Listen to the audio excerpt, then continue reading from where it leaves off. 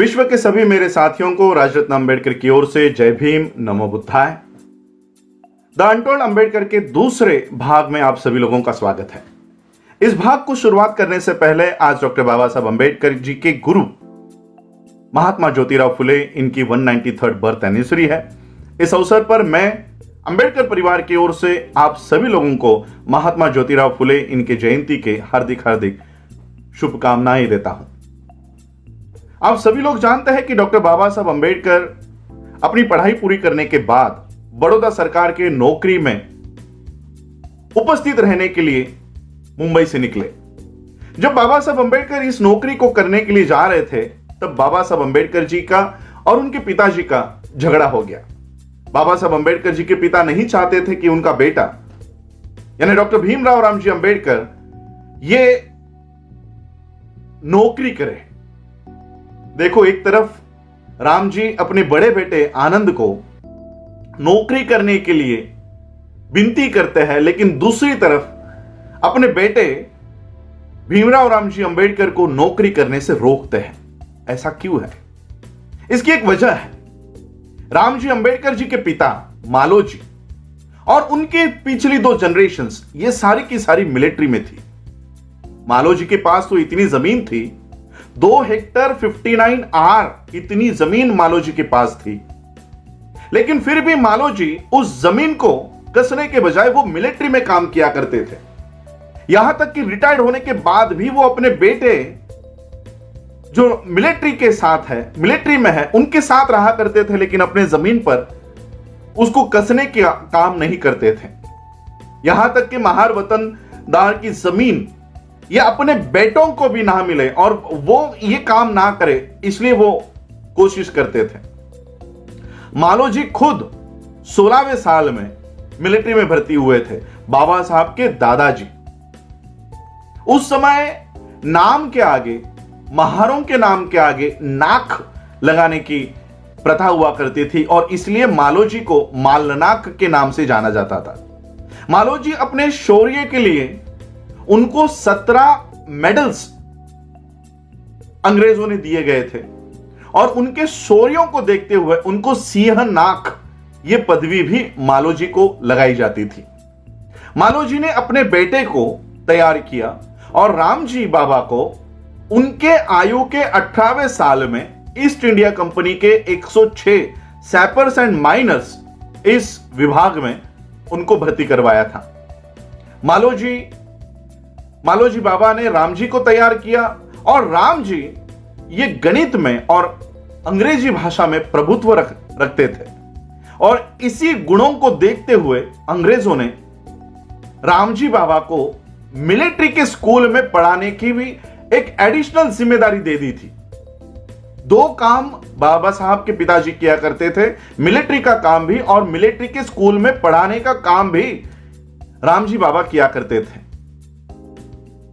रामजी बाबा ने जब ये मूवमेंट को आगे लेकर चलने की कोशिश कर रहे थे, उतने में ही पेशवाओं ने, पूना के ब्राह्मणों ने, जब पेशवाई को रद्द किया गया तब एक कंडीशन रखी कि इन महारों की ये जो बटालियन है इसको बंद किया जाए।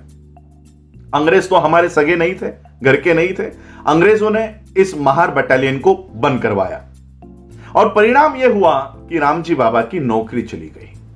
जिस मूवमेंट के लिए पीढ़ी दर पीढ़ी यह तैयारी की जा रही थी, मालोजी ने रामजी को तैयार किया, लेकिन रामजी बाबा की नौकरी जाने की वजह से यह सामाजिक उत्थान का ये जो तैयारी चल रही थी ये रुक गई और रामजी बाबा ने अपने बेटे भीमराव को तैयार करने की जिम्मेदारी शुरू कर दी। जब रामजी बाबा की नौकरी चली गई तो रामजी बाबा ने अपने 11वें बेटे आनंद को आकर कहा कि उनकी नौकरी चली गई है, क्या वो अपनी पढ़ाई छोड़कर क्या भीमराव को पढ़ाने के लिए नौकरी करने की तैयारी रखते हैं? तब आनंद ने जो जवाब दिया है, ये जवाब तो सभी लोगों को पता है, चांगदेव खैरमोड़े के ग्रंथ में भी लिखा हुआ है। आनंद ने जवाब दिया कि पिताजी, किसी बड़ी इमारत की अगर नींव होने का अवसर अगर उनको प्राप्त होता है तो वो नींव बनने के लिए तैयार है। और आनंद ने अपनी नौकरी छोड़कर भीमराव को पढ़ाने की जिम्मेदारी उठा ली और ऐसे करते करते बाबा साहब को पढ़ाया।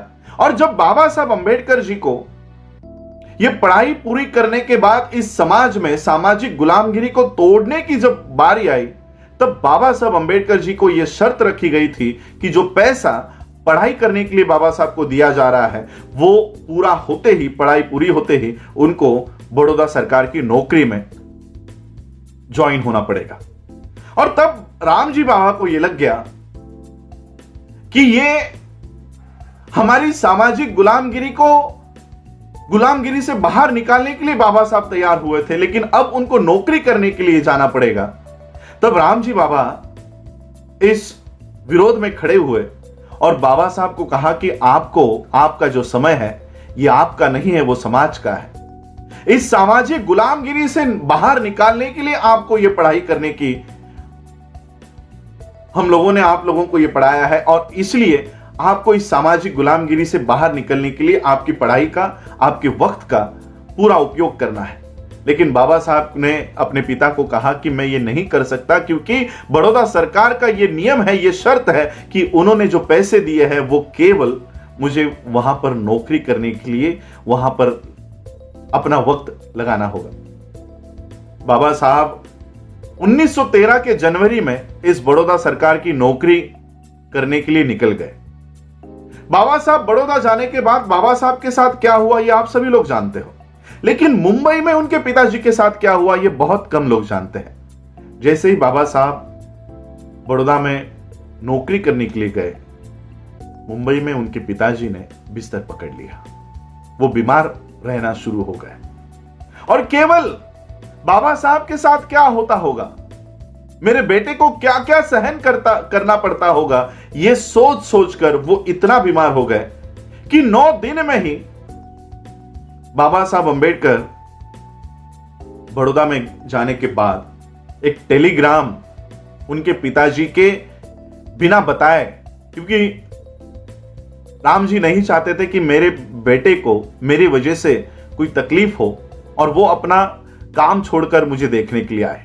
लेकिन घर वालों ने 9वें दिन में ही बाबा साहब को तार भेजी, टेलीग्राम भेजा कि पिताजी बहुत सीरियस है, तुरंत लौट आओ। बाबा साहब को ये तार मिली और बाबा साहब अपने पिताजी को देखने के लिए, मिलने के लिए बड़ौदा से निकले और ये ट्रेन सूरत में आकर रुकी। आप लोगों को सबको पता है, अपने पिताजी के लिए मिठाई लेने के लिए बाबा साहब नीचे उतरे और उनकी ट्रेन चली गई। दूसरे दिन 2 फरवरी 1931 को बाबा साहब अंबेडकर घर आए और उसी दिन रामजी बाबा का देहांत हो गया। रामजी बाबा और बाबा साहब के बीच आखिरी कुछ पलों में बहुत गहरी बात हुई।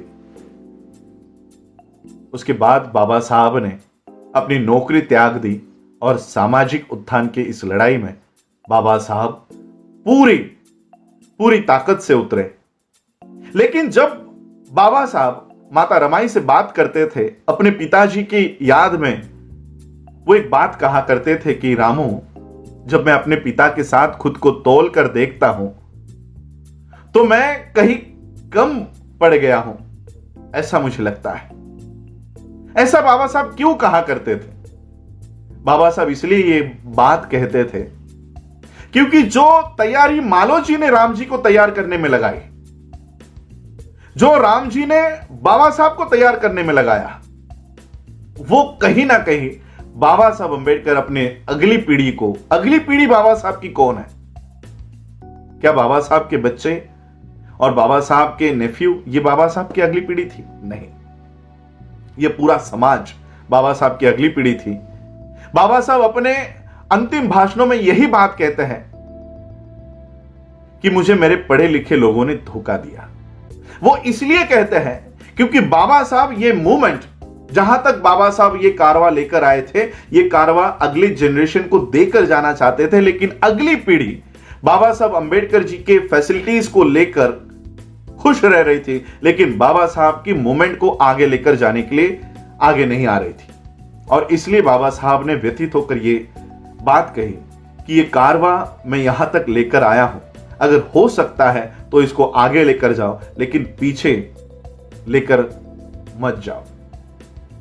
और इसलिए बाबा साहब माता रमाई से बात करते हुए कहते थे कि मेरे पिताजी के साथ मैं अपने आप को जब तोलता हूं तो कहीं ना कहीं मैं कम पड़ गया हूं, ऐसा लगता है। वो इसलिए क्योंकि बाबा साहब ये मोमेंट जिनके हाथों में ट्रांसफर करना चाहते थे, वो नौकरी लेकर, वो घर बनाकर, गाड़ी लेकर अपने परिवार में खुश होने लग गए थे और बाबा साहब की मूवमेंट चलाने के लिए आगे नहीं आ रहे थे। जय भीम, नमो बुद्धाय।